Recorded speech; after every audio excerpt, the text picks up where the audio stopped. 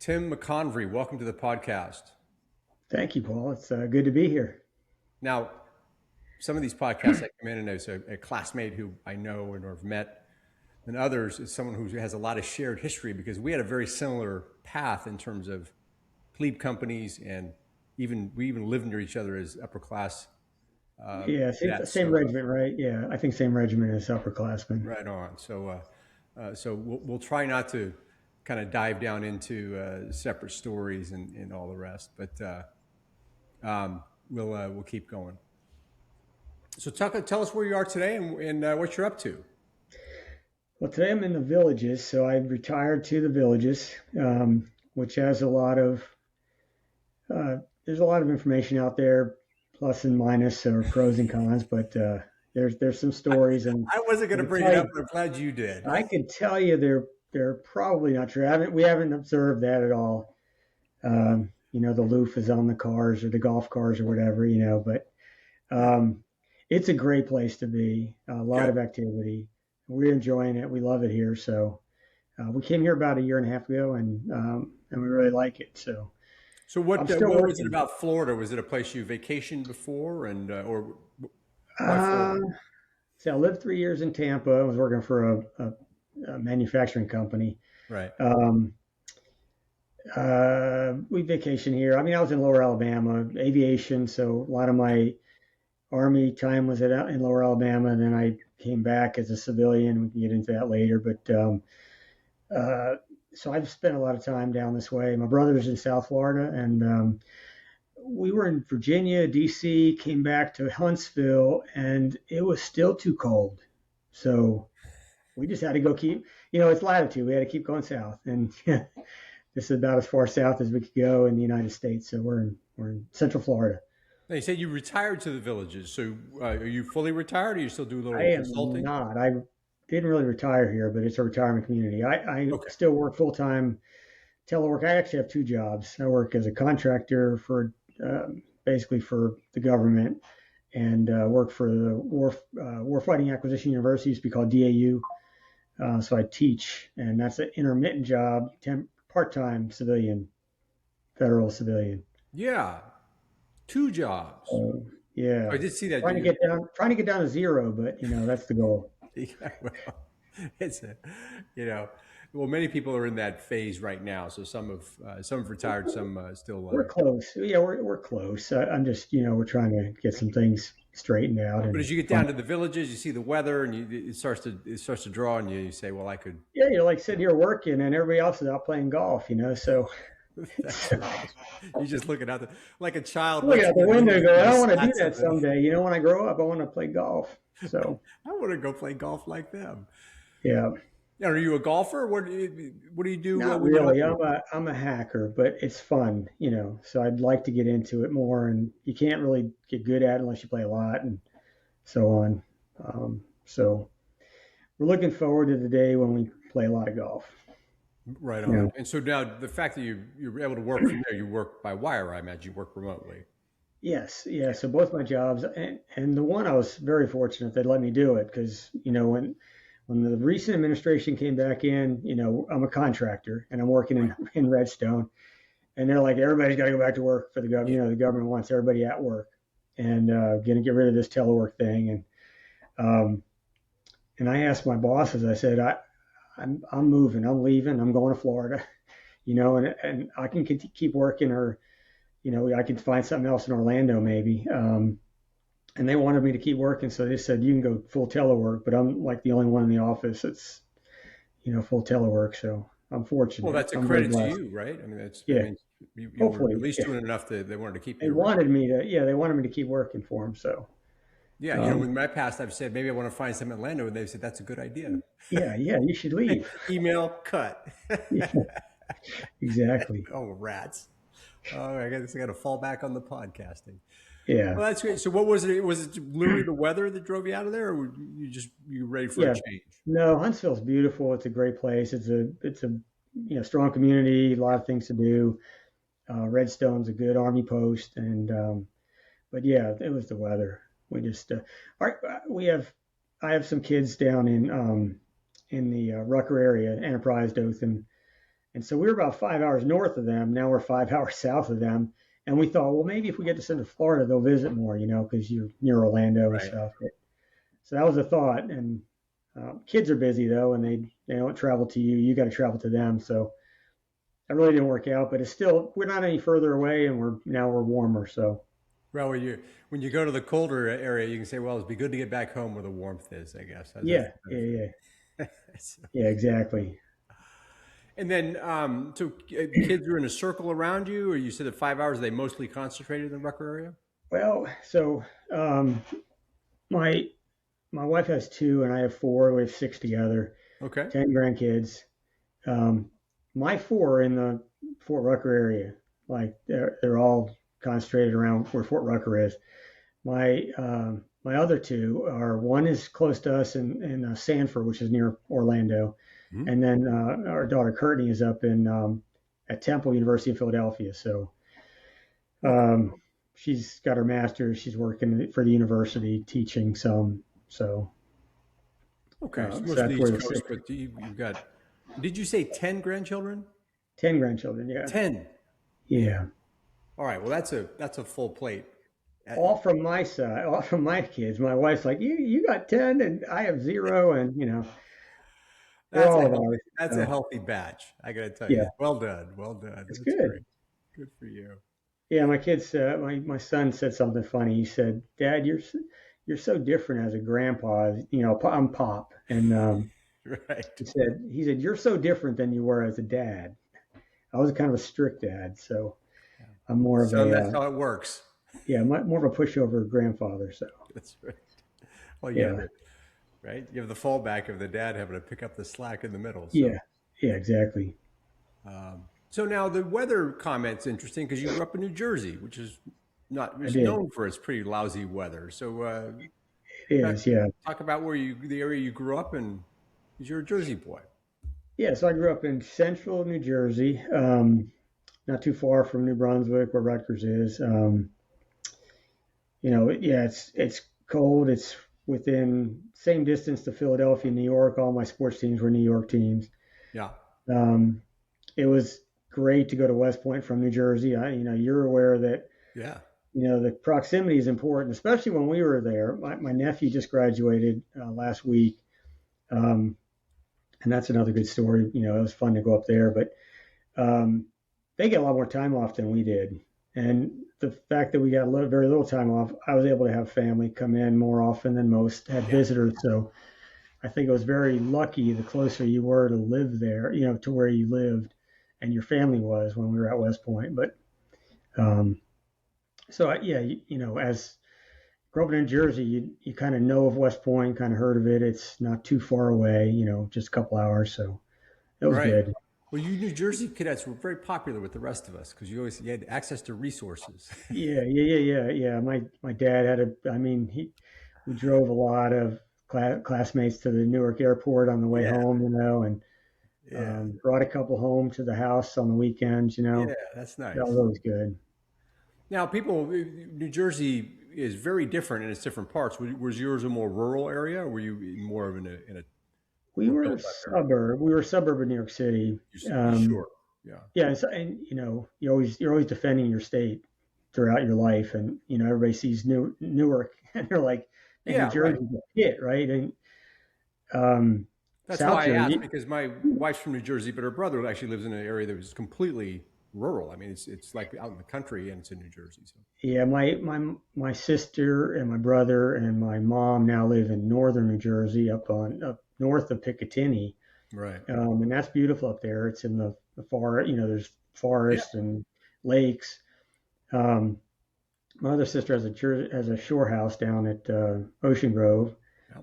and they were in Summit, and then South Jersey. You go down by Fort Dix in McGuire, and it's a lot of farmland, cranberries and corn, Yeah. and Yeah. so yeah, it's a good state, and it's a nice state. It's just I wouldn't live there either for the weather or the traffic.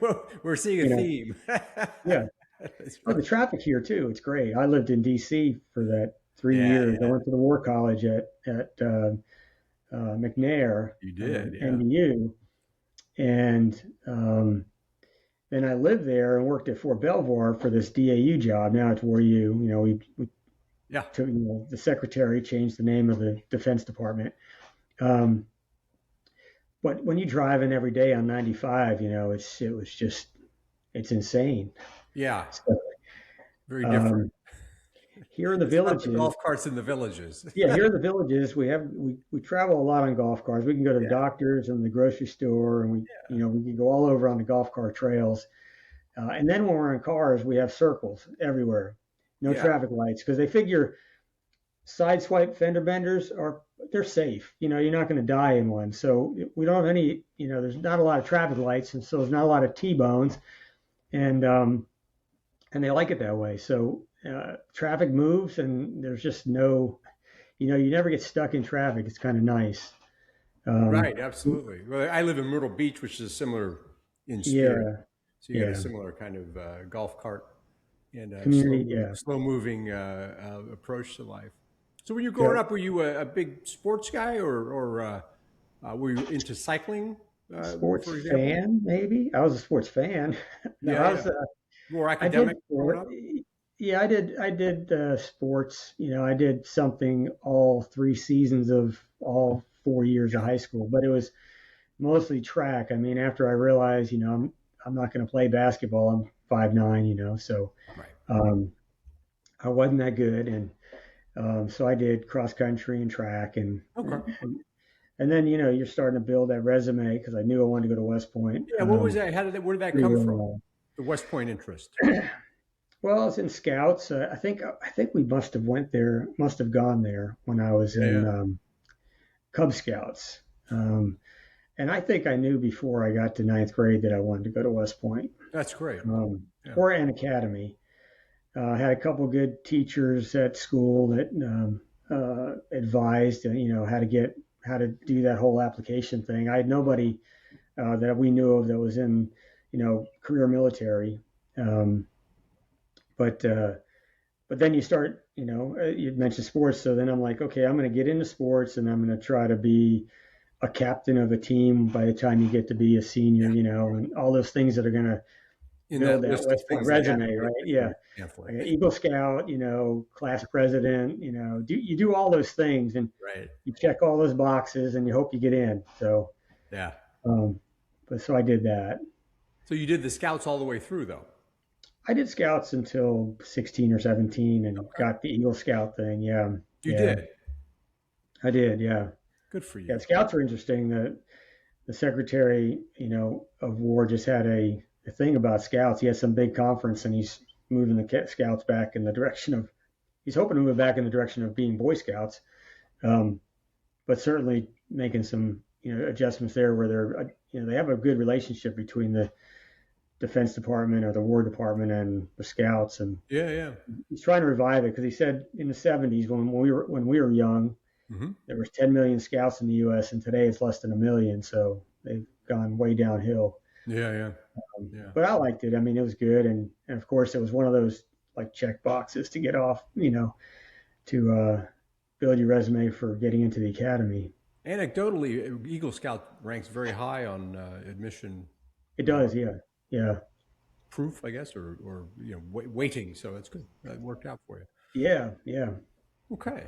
And so you got into West Point, and then up you went. Did you go up again after? Did you go ahead of time, do any prep, or how prepped were you? I did not. I had no visits. I had nothing. I had So I was going to apply to both academies. Yeah. I was going to apply to both. I was going to try the Naval Academy. I'm not leaving the Air Force out, but I was going to apply to the Naval Academy and to West Point.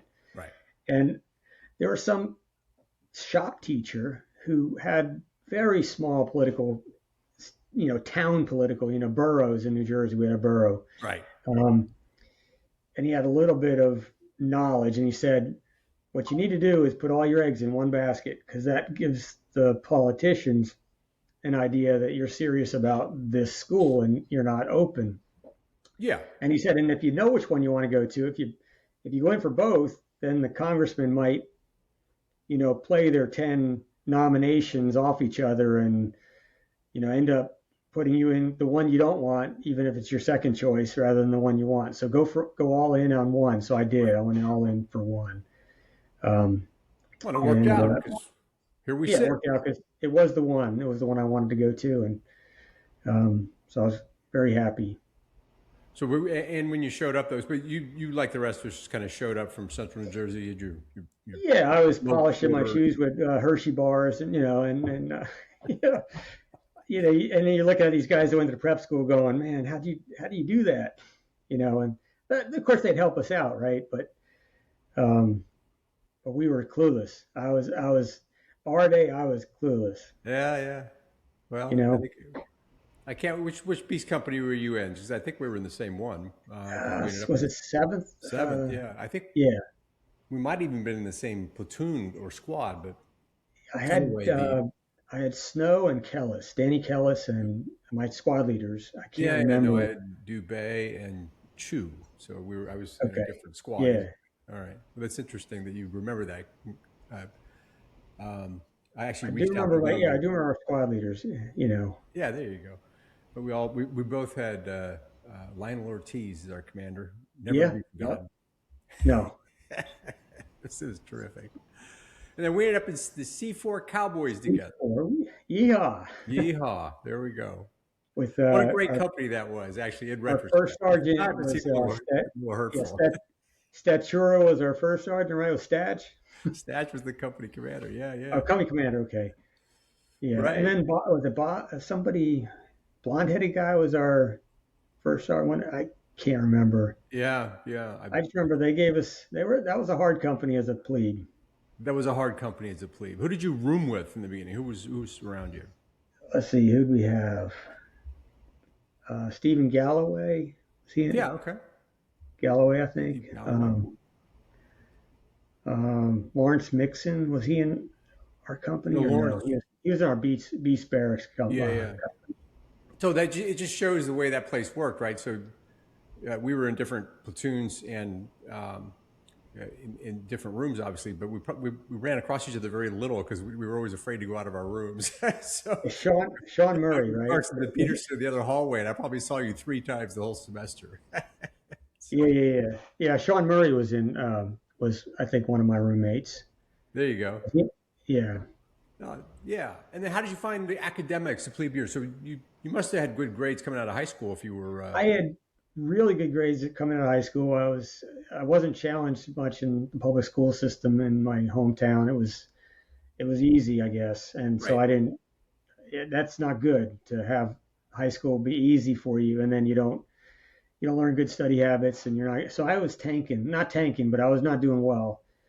I started out as low as I could start, and for the next 7 semesters, I kept getting a little bit better. Well, that's not a bad strategy, though. No, I it's a did the good other way. strategy. I was Yeah, passing yeah. it going down. And that depends on what major you take too. I mean, I did Yeah. both. I took a harder major, and I still got a little bit better. But plebe year academics, I guess, balancing academics with everything else you're doing was challenging for me, and time management and all that sort of stuff. Yeah. But I Yeah. think it builds character. I mean, I went aviation, so like in flight school, you learn a little bit about aerodynamics, but Yeah. you're in flight school with guys that were PE majors at regular colleges, and they're in there learning the same aerodynamics you're learning. So you're like, I kind of know that, Right. Already, but I didn't really do I never did engineering work per se. Right. So here's a terrific example. You study aerospace at school, and then there are like 5 of your job descriptions have aerospace in the title, Yeah, right? yeah, If I look yeah. at So your LinkedIn, right? so I got that's civil But you service, feel like you right? never really used it. It didn't build anything. I'm more curious. I did. So when I was, I went to, so my civil service job, I went to Tickum Lift. Yeah. It was the trade capability manager. So we did the requirements that fed the acquisition system to go procure helicopters and airplanes and things like that. So I was, as an aerospace engineer, I can understand some of the technical stuff that the Yeah. acquisition community is doing and the engineering community. And I went to those meetings, and I had a better understanding than most that were non-engineers. Right. So that, yeah, I There guess was so. some You're right. grounding there. Yeah, it was a good, well-rounded background to what I did as a civilian.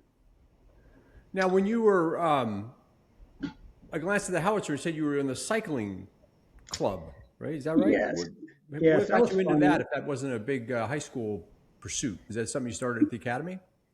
Yes, I think in high school one time, and I tell this story like I was so between my junior and senior year of high school, I just told my mom, hey, I'm gonna ride my bike to the Jersey Shore. So Yeah.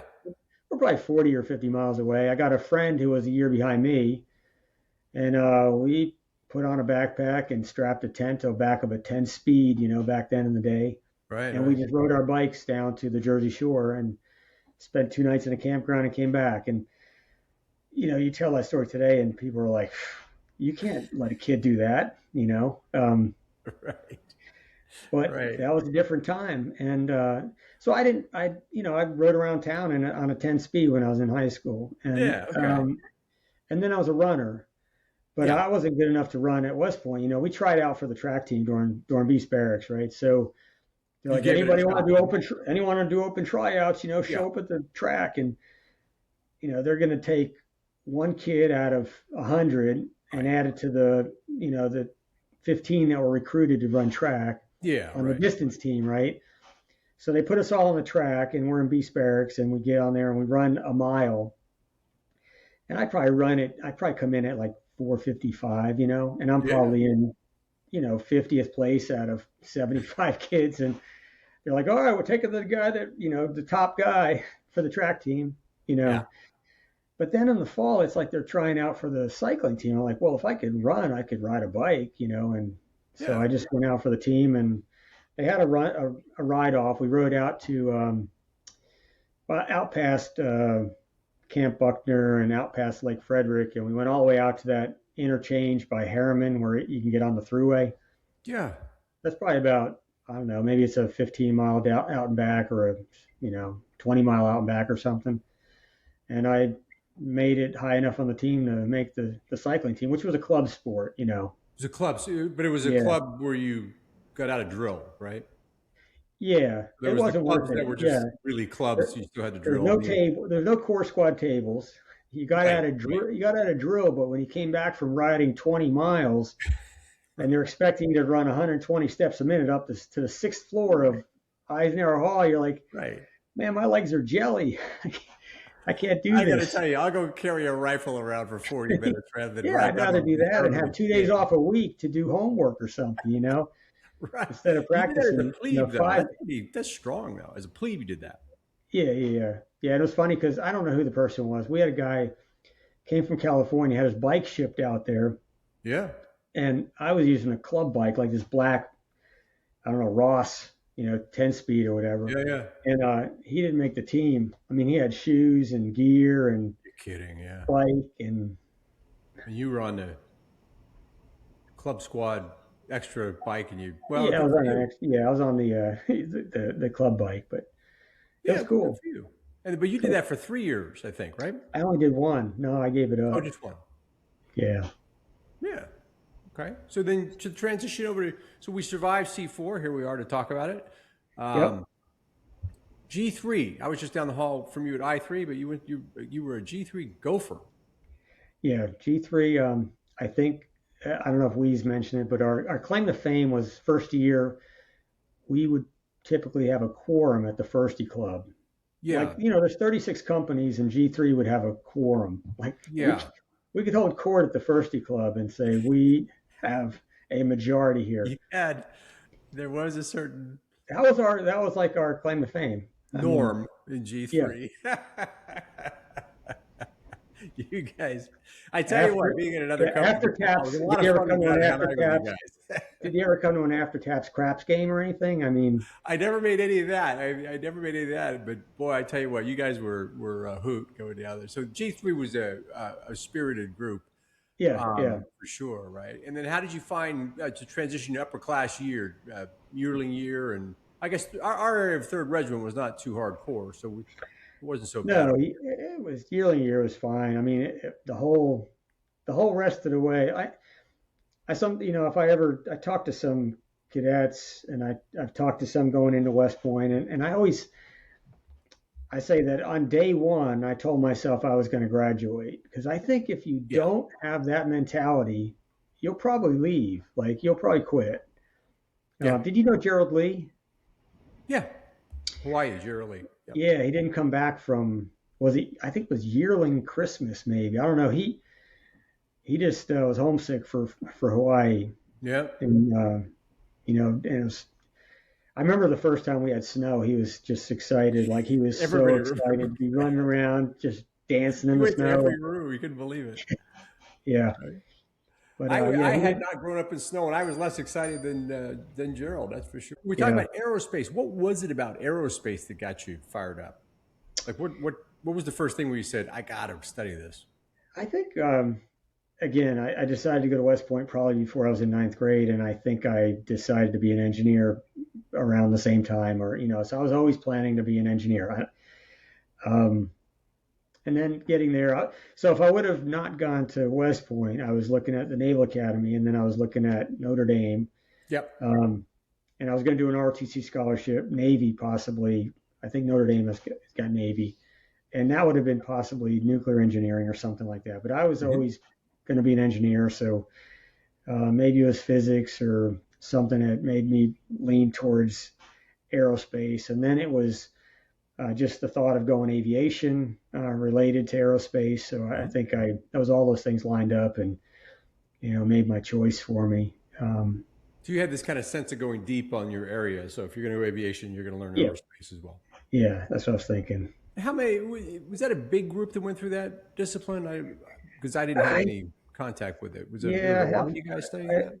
I only keep in touch. I've kept in touch with a couple guys, and the only one I really remember keeping in touch with was in our senior year, first year. Jeff Allen was was part of my small group. Yeah, right. Like the two or three of us did a capstone project together, designing a helicopter or whatever. And, right.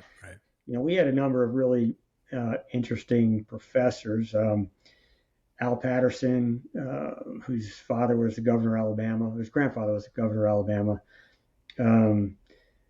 We had MacArthur, who was an astronaut, and then Joe Bergantz, who became a program executive officer. He was the Comanche PM, which was a one-star program manager, and then it was the PEO, which is the executive over like a portfolio of acquisition for the Army. Mm-hmm. And all three of those guys were like majors and professors that we had at West Point. So it was pretty cool. Yeah. And it's amazing you recall them so well. It's especially when you see them again. Yeah, you see them again in your career, or you hear of them again in your career. I mean, Al was at Fort Rucker, so I got to see him again, and then he, as a very old colonel and a retiree, he started a company, and so I knew him at Rucker. We actually worked together on the Founders Day, or the annual Founders Day for Fort Rucker. Yeah. And then you're kind of aware of what I did when I came back in as a civilian of acquisition. So I knew what Joe Bergantz was doing as an acquisition officer. Yeah. And then you kind of hear about astronauts. So MacArthur as an astronaut was pretty neat. But absolutely. And so that did you go to that the aviation CTLT where you went? There was a short course while we were cadets, or did you just got it as a branch? I did that. So I did that. You did the short aviation. Course. Yeah, it was kind of like a school, like an air assault. We got solo wings, even though my year we didn't really solo. We soloed with a guy sitting next to you, not talking. That was technically solo, but it really wasn't. Right. But that was fun. I mean, we got 15 hours in a TH-55, reciprocating gas engine. Yeah, that was pretty neat. You were that focused. Sounds like you're a person of focus, right? So you just all the way through, you were right on it. I tried to be. I always set goals and then, try to achieve them. But when you said you want to be on the podcast, I'm like, my life's not that interesting, really. It's it's pretty interesting. So let's go through it. So now you went to the aviation school. You just go to the aviation school, and you don't know where you're going to go after that, right? Because most of us knew the post we were going to go to, but you guys didn't. So you just Correct. Right? Yeah, because aviation's even when we went, it's a little bit. I think it's a little worse today, where it takes even longer to get in and then get through. Right. But when we went, let's see, OBC took us, went to Airborne in July. They got to Fort Rucker sometime after that, around August. And OBC took us till maybe November. And then we worked in air assault school, a whole bunch of us together in air assault school because they were running the school at Fort Rucker. So we got to do air assault there. And then we went off for Christmas, came back and started flight school in January. And it took me through November. I got set back once for 6 weeks I had a cold. I missed some instruments, and you can't really miss any instruments. So like if you miss so many days, all of a sudden you got to go to a next class. And I ended up bumping back about 3 classes, which worked out great because I was in a class, our light blue, we were all flight colors, right? We had hats. Light blue had John Magnus, and a whole bunch of other really high-speed guys from our class, very competitive, and that meant only 1 or 2 guys are going to get Black Hawk, Chinook, and Apache. Right. So then you'd end up leaving there flying Hueys or 58s or whatever, or Cobras. I got set back into a National Guard class with Royal Blue. So not that they were less competitive, it's that they all had units that had particular aircraft they were going back to. They were all right. They were all not Black Hawks in for their unit, sure. Yeah, so they're going back to not Black Hawks, Chinooks, and Apaches. So I was able to, get Black Hawks out of flight school, which was pretty cool. Well, look at that. That cold worked out for you. Sometimes the germs are on our side. That's right. So I finished around Christmas, went to my first unit at 9th Division at Fort Lewis in January of 88, right? So that was, And how much choice did you guys have in where you were going at? So that you kind of tracked into a platform, and then did you choose Fort Lewis? It was mostly, there's a dream sheet and all, but it's mostly kind of like your second assignment in the Army. It would have been just something that, branch assigned you to a post. Needs of the Army. Basically needs of the Army, yeah. Where are you going? Yeah. So. Yeah. Interesting. And then how did you find living out in Washington? I loved Washington. I told my wife she would love to be in Washington, but it's far away. So the atmosphere is beautiful. So Jeff Allen, the one that was kept in touch with a little bit, he was an aviator. We were aerospace together at West Point. Mm-hmm. He went to Washington too, and we actually had 2 houses on a lake lot and bought a boat together, a water ski boat, and then another guy from Georgia, who didn't go to West Point with us, but he was a good friend from Fort Rucker.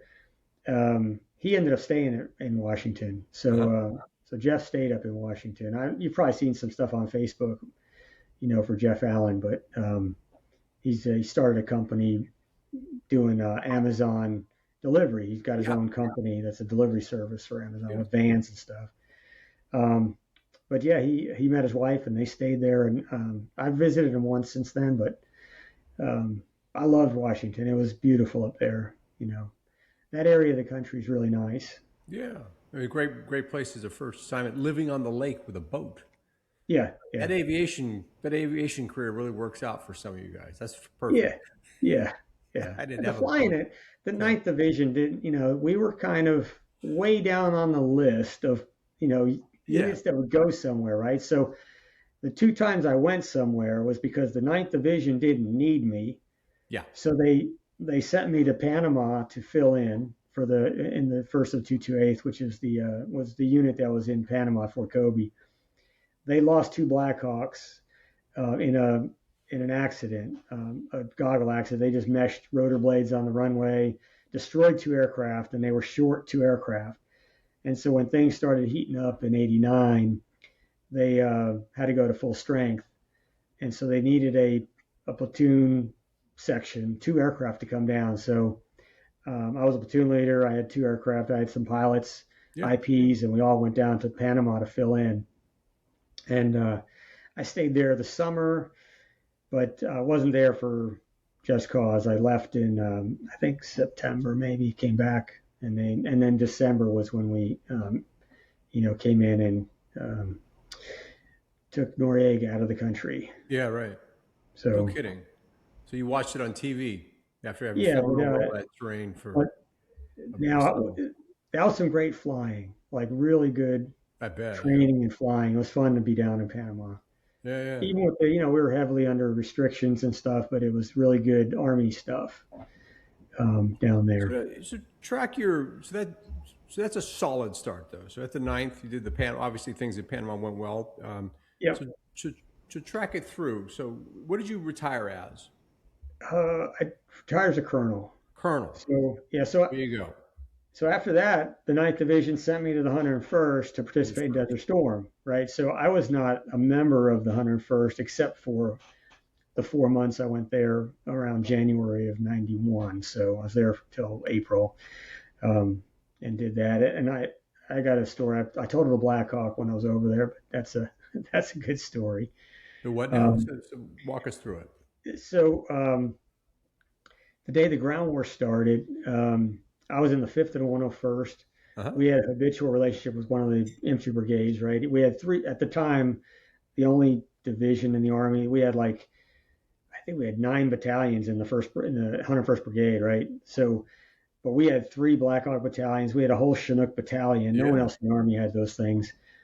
So our battalion had to lift in our brigade first thing that morning the ground war started. And so we did 3 lifts, put all of our guys in. Then the other battalion needed some support, more Black Hawks. So we went over to help our sister battalion. Right. And they had set up they set up a downwind PZ pickup zone. And to give them, everything was pre-planned before the war started. So right. I guess the prevailing winds were typically from the north. The prevailing winds were typically from the south. So they set up their PZs facing the prevailing winds. And I've seen the Schwarzkopf's chaplain do a speech about how the day the ground war started, the winds were from the south, which gave us this advantage with the potential gas we thought Saddam had, right? Right. So we were prepared. We were wearing MOP gear, not MOP 4, but we were ready for MOP 4. So anyway, we were taking off downwind, and this giant brigade PZ with 4 serials of 6 to 8 helicopters lined up to pick up troops. And so what happened was I was lined up with my guys, and I was the trail aircraft. Well, there was one to the front who was the brigade, the other battalion's S3, a major. Right. And he was with a brigade. He was with an SIP, like a warrant officer, W4, and they were supposed to trail in behind me. Well, as you take off with 15 troops on board, we're probably over gross weight. We're taking off very slow, and we're just chugging out of there. And being downwind, you don't have a lot of lift, and then you're browned out. So the pilot I'm flying with says. He says, "Okay, we're browned out. I'm watching you. You're moving forward. You're climbing. You stay outside. I'm inside." The crew chief yells, "Bird," 3 o'clock. And I look over, and this other helicopter's his wheels are a few feet from my rotor blade. Yeah. And we're a couple hundred feet up. So all I can do is bottom the collective. Yeah. And within seconds, we hit the ground. The wheels completely collapsed. That's supposed to be about 14 Gs of shock. Right. The rotor blades hit the tail rotor gearbox and chopped off the rotor blade tip caps. But we just wallowed forward, and I was able to plant it on the ground. We all came down. Aircraft stayed together. Nobody got hurt. And we all walked away, but we totaled an aircraft. Yeah. This other guy he went on to become the brigade commander of the 101st or the 159th Brigade years later as a colonel. And I ran into him as a contractor even longer after that. And this guy, Carl Merkt was his name. Yeah. And I said, "Hey, Carl, we almost met midair over a PZ in Iraq back in or Saudi Arabia, Yeah, right short of the border. And he goes, "That was you," We start talking about it, but of course he's like, "I wasn't on the control. That was the warrant officer. I was right. Well, of course. I wasn't me." Yeah, of course you were. It was entirely their fault. I mean, they overflew us. He was supposed to follow us, but since we were browned out, he thought the guy in front of me was me, so he's trying to catch up, and he was right over top of me. Yeah. Good, great. So, yeah. Well, that was a close one. Yeah. Wow. And so from that, so you did Desert Storm with the 101st basically in support of the 101st? I did, yeah. Then I then I went to the advanced course after Lewis. I was going to get into acquisition, which is what I do as a civilian, sort of. Yeah. And then we had that time frame in the mid 90s, 95, where they're like, well, if you're not like at the top of your class or your year group, then you ought to consider taking the money and getting out. So I was at the 9-year point. The thing, right? Yeah. Yeah. So I was going to go to Georgia Tech. I got accepted. I was going to go get a master's in aerospace engineering and go into acquisition, which is like what Redstone does, and I was going to be able to do all those acquisition things. And then they came back and said, no, we just want you to go to another assignment and, prove yourself as a major and all that. And so I just decided to get out, and I took the money and got out at 9 years. And then I just stayed reserve for 21 years and got out at 30 out of the reserves. So I did a bunch of different reserve jobs, which were good. I did a drill sergeant battalion command, which was fun and awesome. Mobilized to Fort Knox and did the leadership training course for the high school ROTC guys. Yeah. And that was a blast with cadet command at Fort Knox. And being a drill sergeant battalion commander was fun. And then I had a TDA brigade command at Rucker at the very end of my career. So, I saw that on your LinkedIn. So all the while now you switched over. When you got out, you had the reserve role, but now you got into acquisition. Talk a little bit about kind of what you were doing on the civilian side, because you had quite a run there. Yeah, so I did 5 years of, like, I got out at 9 years, and I did 5 years in industry, 2 different companies. Yeah. A lot of guys do that. I'm going to get into industry and I'm going to rise to captain of industry. Well, I wasn't Joey D. I didn't rise to the top of industry. And I guess the companies I was in, I sort of didn't. So my impression, there's civil service and there's industry. Yeah. And I was seeing some backstabbing and just some unethical things happening in where I was at. Not that happens across industry. I thought getting back into the government, I was more comfortable. I liked what I did in the Army, and I thought maybe civil service is the way for me. And it turns out it is, and it isn't. Like, you get into civil service and you're like, okay, there are some hard chargers in the government federal service, especially in the DOW. Right. But you also see things you shouldn't. As a taxpayer, you're like, there's people that don't produce what they ought to produce as civil service guys. Yep. So you see that, but in my experience, the ethics were better, and I really appreciated being a government employee again. I know it's not an interview of you, but I tracked you a long time ago. I remember you went like Ticketmaster and some other things you did along the way. I saw, we used to see each other on our email strings way back in the day, where that's all we had was email. And those were good days. But anyway, yeah. You got to sit here and look at the guy. Yeah. But anyway, I put in for a job back at Fort Rucker in 2000, and it was an aerospace engineering job, and I got it. I started out as a 12, and I worked up to a 14, and that's when I said, okay, I'm not going up any higher in civil service at Fort Rucker, right? Because there's like 2 GS-15s on the whole post. And I put in for that war college thing and went in 2018. So that was so we're going to talk about that because that's super interesting. So you went to the war college acquisition. Talk about the college you went to and then how you became a professor after that, because you immediately became a professor, right? So talk about how that works. So you came from civil service, though. Yeah, so you put in for this program. There's an Army program and a defense program. I didn't get the defense program, but I definitely, they were like, yeah, we could definitely bring you to the War College as an Army civilian. And so I thought it was great. It was fun. I was a little bit older than the most, because I'm like 10 years older than these senior lieutenant colonels, and so there's that was just really, it was fun to get back into that level of working with these officers and going to school with them. And it's a great education. I got a master's in national resource strategy. We had tremendous professors. I did see Chuck Cushman there for a minute. He came in as a temporary provost for a little while. I think he left since then, but he's been in academia for a very long time. Yeah, still is. Yeah. He was in G3 with me too. Yeah, he's a gopher as well. That's right. Yeah. So, but the War College was great, and it was fun. I went to Eisenhower, which so Eisenhower used to be called ICAF, which was Industry College of Armed Forces or whatever, Industrial College of the Armed Forces.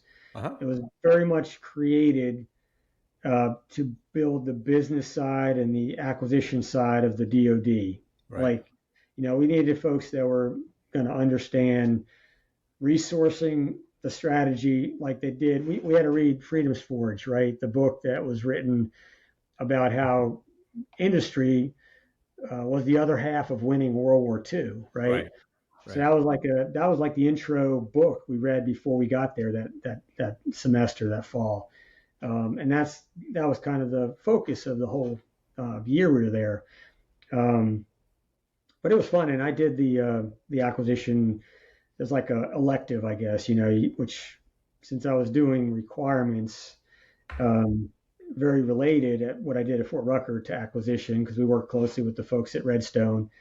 So I did the acquisition senior course or whatever, and that was just a couple electives that kind of made it an acquisition twist, and that was great. And then we got to choose a study for the second semester. I did undersea because I didn't want to do something that I had experienced in the Army. Right. So I did the undersea. So it was all about submarines and the Navy and the shipyards and rebuilding the capacity to build our submarine fleets up. And I mean, I didn't even know, I barely knew the difference between a fast attack sub and a boomer, right? Sure. One of our ballistic missile subs. But we got to see both of those actually in the water. We got to go to Australia and see their Collins class subs down there. And we visited Stratcom in the middle of the country, and then we visited Groton and up in Washington State. It was a fun amazing perspective you must have taken away from that. How did you become a professor from that so quickly afterward? Yeah, so you're supposed to get placed when you go to the War College. You go at the needs of the Army. I'm a civilian, but I sign a mobility agreement. Right. Well, then the Army G1 is supposed to find you a job. So they're looking in the Army to find me a GS-14 or GS-15 aerospace engineering job, which has got a code 0861. Right. Well, in the system, there are no real GS-14 or 15 0861s because they're all banded in these bands. It's something that they've done in the engineering world in the Army. So they're all in these banded groups, which are 14, 15s banded together. And that's where all the 0861s are located. But our G1 in the Pentagon don't know this. So they're looking for me for a job. And every Army guy at the War College has a job now. And we're in like February or March or something. And I'm like, I ain't got a job yet. So I get on USA Jobs and I find a job for myself. And there's a job at Belvoir at DAU. And so I interview with the dean, and man, he's like, yeah, we definitely want you on here, and I'm going to get a raise. I'm going to get, I'm in the GS 14, 15 band, and where I was at 14 at Rutgers. So, it was all good. And, the wife said, yeah, Belvoir would be great. We'll stay, we were in DC, but we'll just move down to Virginia. Yeah. And, get a place to live. And, now DC, we're at Fort McNair, right? That's where my school was. Yeah. this was cool. So we go there. It's kind of like, okay, this is like a bucket list thing. We're going to live in Washington, D.C. Michelle's from Lower Alabama. And, I've not lived in a city. I was born in New York City. I grew up in a suburb, but I have not lived in a city. So we're like, we're gonna live at the full extent of my TDY in Washington, D.C. So we get to there in, I guess it was 18, right? The fall of it. We get there in July. We're starting school in August. So we get there in July of 18. Right. And we go and live in the Channel. I don't know if do you know the wharf at DC, south No, of? I assume I don't. So if there's a big L'Enfant Plaza is one of the big metro interchanges, and it's about a mile north or a half mile north of the Channel. The Channel is the cutoff from the tidal basin around the Jefferson Memorial, and it comes around and it cuts off past that bridge that goes over toward Arlington, and it comes back around to the Potomac. Right. And it's just a channel of water for a couple. We decided to go in and go all out. So we got a 9th-story brand new apartment over the wharf, which is right above the marinas and the shops on the Channel in DC. I had about a 1.5-mile bike ride to school every day. I rode my bike every day to school, back and forth. We had a car in the parking lot, but we didn't use it. We used the metro and lived in DC. And so we get there, and I go to school, starting in August, September, and all of a sudden, the new administration, the first Trump administration, he changed the TDY rules. So I realized all these other guys that I'm in school with, these guys are family lieutenant colonels, some with families. They all come to the War College, and they were told, you're going to live on 60% of TDY for DC. So some of them actually went out and tried to find something where they were going to pocket a little bit, right? And they got some some cheaper apartments right around Fort McNair. Yeah. They did different accommodations. Yeah. Michelle and I went all out. We spent everything we were going to do on TDY. Right. And then after the fact, everybody has leases. Now they come out and say, well, the Trump administration said that the TDY rules have changed. You just claim everything you spend and turn in receipts, and you'll get fully reimbursed. Now these other guys are going to get nothing more than they got when they made their accommodation. You're living the life. Money. And again, it's just luck, right? Dumb luck. I think you have the McConvery touch, we'll call it. First you get a cold that puts you back in that class to get you to Blackhawks. You get the TDY change. Well, I'm gonna sit next to you at the casino. If you ever go to play blackjack, I'm sitting next to you. Yeah. I'll put the that was our DC time, and we had a blast. We were in a very nice apartment, and we rode our bikes all over town and took the metro and enjoyed a year and then we went down to Virginia, and I worked at Belvoir for a couple of years. Yeah. And then transitioned down to Redstone Arsenal because they have a DAU South, and we were in COVID, so. Yeah. I thought you were going to tell me that you got this fancy place and then COVID hit, that you couldn't go out of the apartment. But anyway, you got a chance to enjoy it before COVID hit. So good for you. Yeah. So we get to Belvoir, and then I get down to Dumfries, Virginia. We're halfway between Belvoir and Quantico. Right. And we're in COVID. And then, I asked the university, the DAU, because we're at Belvoir, and our long-term goal is not to live in Virginia. But we figure, well, I'll just stay here until I retire at 62, and then we'll move south again. But during COVID, I'm thinking we have a DAU South at Redstone Arsenal, which is in Huntsville. It's a lot closer to the kids and everything. So I go into work one day and I go, hey, would it be all right if I just move myself to Huntsville since we're full telework? Even after COVID, we stayed full telework for a bit. Oh, okay. And we were expecting, it's the government, right? So in 6 months or so, they'll say, yeah, I guess you can move. They're like, you can move now. Like, yeah. So we can move we can move next week. So they just said, yeah, you can and we had to move ourselves. But how did you find teaching? So you spent a lot of time being in charge of troops or aircraft, or you were doing the aerospace engineering. How did you take to teaching? Yeah, so I really like it. I think I used to tell people 20 years ago or 30 years ago, I said if they put money into American teaching, I would have probably went into teaching because I really wanted to teach. But I mean, just doesn't pay what it should, right? Teachers are the first, mentors to a lot of kids, and they ought to pay them better. But they don't, and I didn't go into teaching. I went to West Point and I went into the Army. But the activity, you have an idea of a chance to do it. You really like it. Yeah. So I loved it, and I still love it. So, so teaching what I was good at, or what I had experience in, maybe not good at, but I had experience in requirements. So, writing requirements for the acquisition system to then procure stuff for the military. That's what I did. And so I'm in a very niche, small part of DAU. There might be 1,000 people working there, and there's 5 or 6 that do requirements, and I'm in that group. And we are the expertise of not only the Army. I was the Army guy, but for the Department of War for requirements.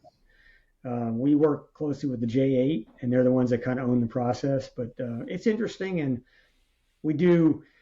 I do online course development, I do teaching, and then I do consulting. I had a Lieutenant Colonel at Leonard would call me the other day, and we talked for 30 minutes. He goes, "Man, you just gave me some awesome ideas that I can go try." And so, when you can do that, that's fun. And the people you teach are going into senior acquisition roles, right? From the defense. So the people that I teach go into requirements, which are at the warfighting centers like Benning, Rucker, Leonard Wood, SIL, and they're the ones that do. That's the Army side. There's the same thing on the Navy, Air Force, and Marine Corps side. But so they're translating what they decide is needed into stuff that industry. What does a warfighter need? They decide what the warfighter needs and how to tell the acquisition community what the requirements ought to be. So that's what I still do that. So I'm doing that as an intermittent, which means I'm part-time, no benefits. I have civilian retirement, and I'm working as a civilian. I keep the retirement, but I just get paid by the hour as an intermittent. Yeah, you're doing it's one of your 2 gigs now. Yeah, it keeps you from golfing in that lunch. Yeah, and the other one, I'm working acquisition in a program office, and I advise them on requirements. And for some reason, they think because I was at WarU that I'm an acquisition expert. So I get PMs that are acquisition careers, and they come to me for acquisition advice, and I give it to them. So, but you learn some by osmosis. Yeah, that's the key I've found. Just when you're at DAU, you get this. You learn by osmosis. So you start drawing that acquisition expertise from all the colleagues you have there, and so that's fun too. I like doing that. So we get the young majors. What families you're comfortable with? So 10 grandkids. How did the family come together? Talk a little bit about because that was an excellent arc of your career. So how did the kids come along, and in what tranches? So I had all the kids. So I had the kids right out of my first assignment. I stayed at Fort Rucker, and I got married the first time in '92.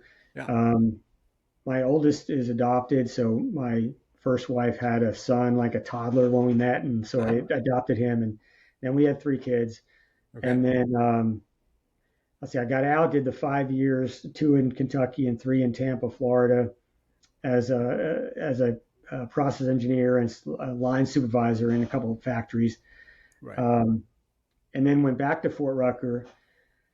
And then I got divorced and remarried at Fort Rucker, and my current wife, she had 2 kids. And this time was tumultuous, right? So I got divorced when all the kids were like in that teenage high school era, and we mixed in the other 2 with that same 6 in the same time frame. So it was hectic and crazy. But we survived it. We survived it, and so 4 kids have 3, 3, 2, and 2. So I got 10 grandkids. Great. So what are the age ranges of the kids and grandkids? So the kids are So the age range of the kids are, the youngest is 30.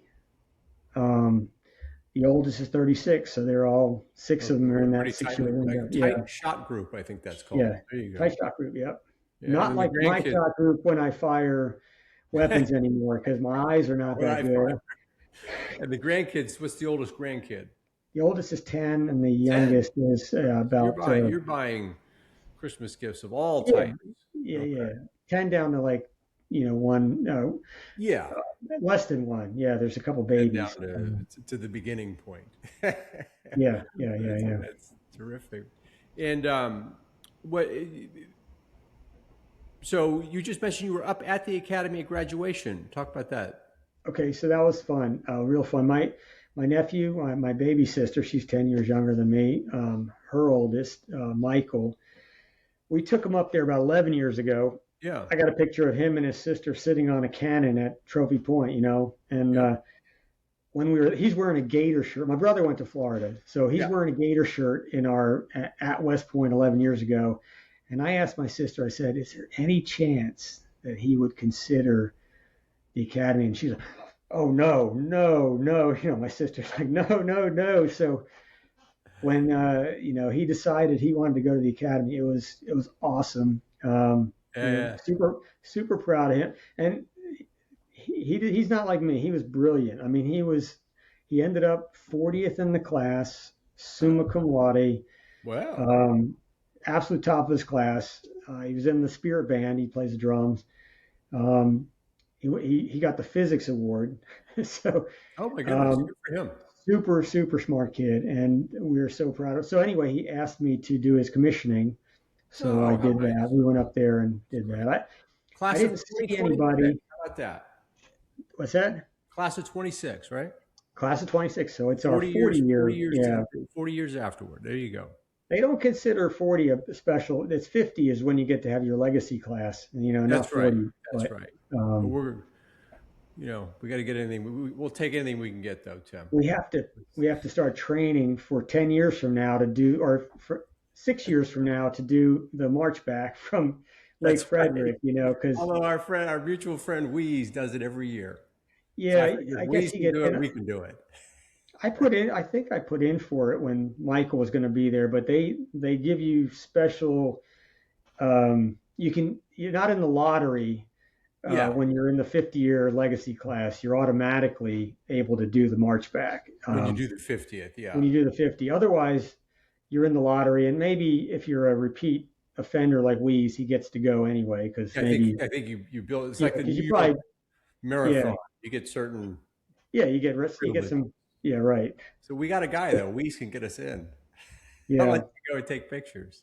So I bought the new uniform, because I thought the new uniform was cool, right? I went back to World War II uniform, the Ike uniform, Oh, you whatever. bought the new uniform. Oh, good for you. I did. Well, I convinced Michelle. I said, and she thinks it's kind of morbid, but I said this could be my casket suit. So it's a double dipping duty of buying this clothes, and so Well, nobody ever said you didn't think ahead. I'm thinking way ahead, right? I'm planning. Actually, this is something I You're know is planning, going to yeah. happen. There's no way to get out of that. Well, there is one way to get out of that, and that is if the rapture happens before I die. But other than that, there's no way to get out of that. You know what? But even then, I think they'll probably let you dress the way you want to at the rapture. So you could definitely, if you're going to go meet, gonna go meet the man on the last day, you could probably wear a uniform if you want to. There you go. Well, you see, you got all the bases covered, brother. That's how it goes. Yeah. And you are a man of faith. We mentioned that by email back and forth.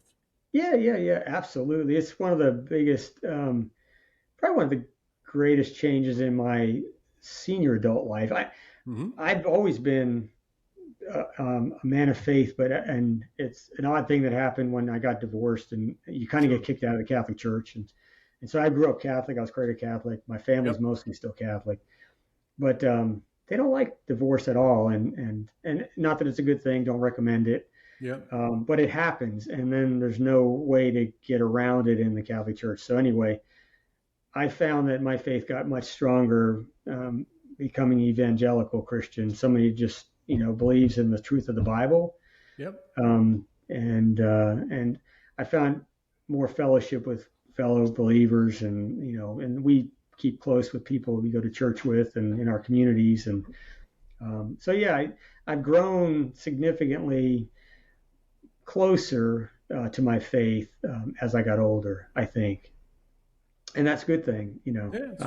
Good for yeah, you. yeah. We just talked about it electronically. I just wanted to make sure we Yeah, were able to you were You were accurate there.